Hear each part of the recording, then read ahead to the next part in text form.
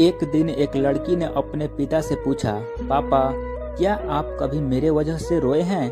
उसके ऐसे पूछने का कारण ये था कि उसने कभी भी अपने पिता को रोते हुए नहीं देखा था। इस सवाल के जवाब में पिता ने कहा, हाँ, एक बार ऐसा हुआ था जब तुम्हारी वजह से मैं रोया था।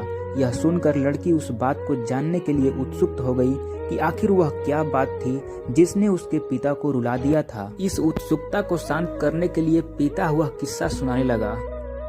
ये बात उस समय की है जब तुम 8 माह की थी। एक दिन मैंने तुम्हारे सामने 3 चीजें रखी, एक पेन, एक सिक्का और एक खिलौना।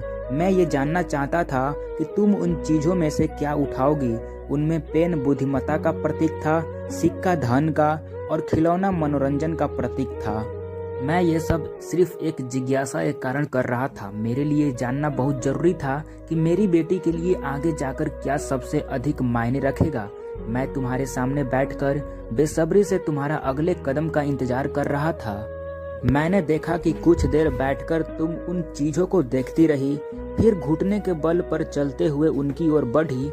जब मैंने तुम्हें आगे बढ़ते हुए देखा तो मेरी धड़कनें मानो सी रुक गई, लेकिन अगले ही पल तुमने उन सभी चीजों को अपने हाथ से एक तरफ हटा दिया और आगे बढ़कर मेरी गोद में चली आई। बस यही वो पल था जब मेरा दिल भर आया था और तुम्हारी वजह से मैं रो पड़ा था।